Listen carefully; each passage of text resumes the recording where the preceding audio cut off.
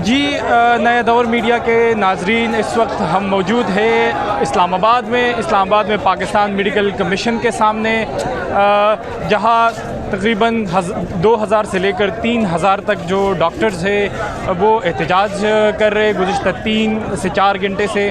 और ये डॉक्टर्स जो है ये बैरूनी ममालिक से उन्होंने मेडिकल की तालीम हासिल की और फिर पाकिस्तान वापस आ गए। और पाकिस्तान वापस आने के बाद यहाँ पे पाकिस्तान तहरीक इंसाफ की जो मौजूदा हुकूमत है उन्होंने एक आर्डिनेंस के थ्रू PMDC को ख़त्म किया गया और पाकिस्तान मेडिकल कमीशन इंट्रोड्यूस किया, जिसके बाद यहाँ पे लोगों के लिए जो फ़ॉरेन ग्रेजुएट है उनके लिए मसाइल पैदा हो गए। इसके साथ साथ जो नेशनल ग्रेजुएट है उनके लिए भी मसाइल पैदा हो गए।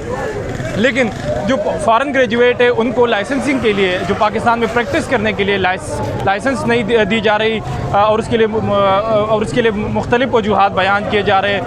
साथ साथ पाकिस्तान मेडिकल कमीशन ने कुछ जो यूनिवर्सिटीज़ है फ़ॉरेन यूनिवर्सिटी उसको भी ब्लैक लिस्ट कर दिया। हालांकि उन यूनिवर्सिटीज़ के रैंकिंग अगर आप देखें तो WHO में अच्छी पोजीशन पे है। तो ये मुजाहिरीन इधर मौजूद है और ये PMDC आर्डिनेंस जो है, जो PMC आर्डिनेंस इंट्रोड्यूस किया गया उससे मुतासिर हैं। यहाँ पे उनसे कोई बातचीत नहीं हुई, उनकी बातचीत कामयाब नहीं हुई। अब ये 1000 से 2000 जो मुजाहिरीन है ये अब जा रहे कश्मीर हाईवे की तरफ, जहाँ वो कश्मीर हाईवे को ब्लॉक करेंगे और यहीं से हम आपको मज़ीद अपडेट देते रहेंगे। Thank you. नहीं होगा, अभी बात करेंगे तो आंखों में आंखें डालकर अपना हक छीनने तक से नहीं जाएंगे। जुल्म के ये ज़ाब्ते हम नहीं मानते, जुल्म के ये ज़ाब्ते हम नहीं मानते।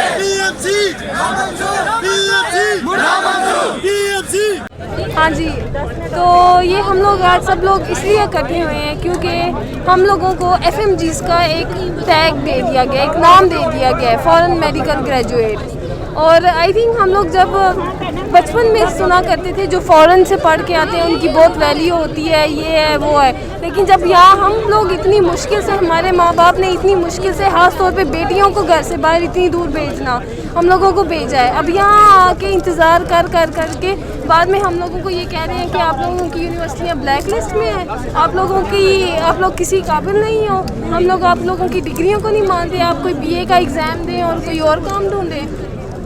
किस बेस पे ये लोग कह रहे हैं कि ये चाइना की वो यूनिवर्सिटी हैं जिनसे ये लोग इनकी यूनिवर्सिटियों के बराबर नहीं ये लोग जाती, और ये उनसे मुकाबला कर रहे हैं। और ये वो चाइना जिनसे ये लोग पैसे लेते हैं, उनसे सामान मंगवाते हैं, इनसे वैक्सीन मंगवा रहे हैं। ये कोरोना के दिनों में उन्होंने उनसे अद्वियात, उनसे मास्क, कितना सामान मंगवाया है।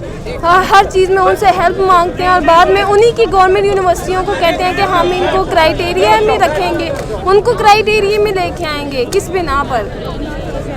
हम इस वजह से सब लोग इकट्ठे हैं ताकि हम लोगों को हमारा राइट्स मिला जाए। हमें भी फॉरेनर की तरह, हम लोग फ़ॉरेन ग्रेजुएट हैं लेकिन हमें ट्रीट ऐसे किया जैसे हम फ़ॉरेन हैं, कहीं से इमिग्रेंट आए हैं, ठीक है ना। हम लोगों को इक्वलिटी नहीं दी जा रही।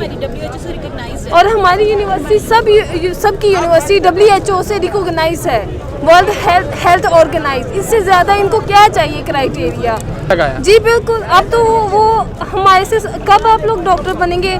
सिर्फ नॉट सरमाया स्पोर्ट की नहीं, उनको एक खुशी थी कि हमारी बेटी पहले के हम लोगों के बच्चे डॉक्टर बन के आए हैं, वो एक प्राउड से बताते होते थे। लेकिन अब वो उनकी जो उम्मीदें हैं, वो खुशियाँ थी, वो ख़त्म हो गई हैं। वो उनके सवालात हमसे यही पूछते हैं कि आप लोगों को कब जाना हॉस्पिटल स्टार्ट करोगे, कब आप लोग काम करोगे। हम लोग तो अब तो उनसे कुछ पैसे उनके मांगते हुए भी शर्म आती है। हम लोग उनसे कुछ नहीं दे सकते क्योंकि हम लोग अब इतने मैच्योर हो गए हैं। अब हम लोग क्यों उनसे मांगे? हम इस काबिल ही नहीं है। ये सिर्फ इस गवर्नमेंट के ये बनाए हुए अदारे की वजह से हमारे साथ ये नाइंसाफ़ी क्यों की जा रही है? थैंक्स। मुझे तो यहाँ यूथ के लिए कुछ भी नहीं नज़र आ रहा कि ये लोग कर रहे हैं, कुछ भी नहीं नज़र आ रहा। ये मुझे याद है कि जब हम लोग बाहर थे, हम लोगों ने स्पीच सुनी थी कि आप लोग जो हमारी मुल्क का असासा हो, आप लोग बाहर से पढ़ के आओ, इधर आप लोगों को हम लोग ये करेंगे वो करेंगे, आप इधर आके आप हमारे मुल्क का असासा हो। लेकिन वो स्पीचें, वो तकरीरें, वो बातें कहाँ गई? अब हम लोगों को किसी 3 में ना 13 में हम लोगों को लेके आ रहे हैं। तो बस हम स्पीचलेस हैं। अब हम लोग पछताते हैं हम लोगों ने वोट क्यों दिया। हम लोग जब बाहर थे, यहाँ आए थे, इमरान खान है जो यूथ के साथ है, हम एक होप के साथ आए थे, लेकिन वो होप ख़त्म हो गई है क्योंकि हमारे लिए यूथ के लिए कुछ भी नहीं किया जा रहा। Thank you so much. सलाम, मेरा नाम डॉक्टर शाकिरुल्लाह है। यहाँ पाकिस्तान में मैं क्वाड डिवीज़न से मेरे ताल्लुक़ है। ये है डॉक्टर नियाज़ अली साहब जो कि स्वास्थ्य से ताल्लुक़ रखते हैं। हम चाइना में inner Mongolia university for the nationality से ग्रेजुएट हुए हैं 2020 में। हमारा लागत जैसे आपने पूछा तकरीबन 60 से 70 लाख के बीच में आया है। और हम यहाँ पीएमसी से अपना हक मांगने आए हैं। पीएमसी ने एक 2020 की तहत में ये बताया था कि सितंबर 2020 से पहले जो लोग ग्रेजुएट हुए हम उनको PRMP देंगे। तो आज अब हमारा टाइम ये ग्रे ब्लैक ग्रीन लिस्ट पे हमारा टाइम ज़ाया कर रहे हैं। तो हमारी गुजारिश है हाई अथॉरिटी से कि हमें अपना हक दिलाए। हमारा मसला ये है कि इन्होंने हमें डिवाइड किया हुआ है। बास को ग्रीन लिस्ट में डाला है, कह रहे हैं कि इनको RMP मिलेगी, बास को ब्लैक लिस्ट में, बास को ग्रे लिस्ट में, कि इनको RMP नहीं मिलेगी। हालांकि जो इन्होंने एक्ट पास किया है वो ये रेट्रोवर्जल अप्लाई कर रहे हैं। जिस दिन से लॉ बनी जाती है उसी दिन से अप्लाई की जाती है। हम 2014 में एनरोल है, आज उन्होंने कानून बनाया है और आज ये हम पे अप्लाई कर रहे हैं। कानून के तहत इन्होंने कहा था कि 2020 सितंबर से पहले जो भी ग्रेजुएट्स है उन सारों को PRMP देंगे कि वो 1 साल की हाउस जॉब करे, फिर फुल लाइसेंस के लिए हम उससे टेस्ट लेंगे जिसके हम अहल हैं। अभी हम PMC के सामने खड़े हैं और हम इमरान खान साहब जो है हमारे वज़ीर आज़म, हाई अथॉरिटीज़ के जो है शाह महमूद कुरैशी, उनसे रिक्वेस्ट कर रहे हैं कि हमारी बात सुने। यहाँ पर 1000 ऑफ FMGs आ गए हैं जो अपने हक के लिए आए हैं। असलम खान है, मैं शेंडुंग फर्स्ट मेडिकल यूनिवर्सिटी चाइना से पढ़ी हूँ और मैं 2019 अक्टूबर की ग्रेजुएट हूँ। अच्छा, तो क्या मसाइल है आपको पाकिस्तान आके, क्या बुनियादी मसाइल हैं? देखें, पहले हमारे पास PMDC थी, Pakistan medical and dental council, जिसका ये एजेंडा था कि उन्होंने हमें साल में 2 बार जो है वो नैब एग्ज़ाम देना होता था जिनका हमने, लेकिन फिर वो डिसॉल्व हो गई। पहले तो उनका प्रॉब्लम था वो 2-2 साल एग्ज़ाम ही नहीं लेते थे। फिर PMC आ गई। PMC के बाद अब ये सीन हुआ है कि पहले ये लोग हर 15 दिन बाद अपना पॉलिसी चेंज करते हैं। पहले इनकी ये पॉलिसी थी कि इन लोगों का ये सारा था कि ये हम सब स्टूडेंट्स को, FMGs हों, प्राइवेट मेडिकल स्टूडेंट्स हों या गवर्नमेंट हो, सबको जैसे ही वो ग्रेजुएट होंगे उसके फ़ौरन बाद उसके विदिन 14 डेज़ जो है ये PRMP देंगे और उसके बाद जो FMGs हैं वो NLE एग्ज़ाम पास करेंगे।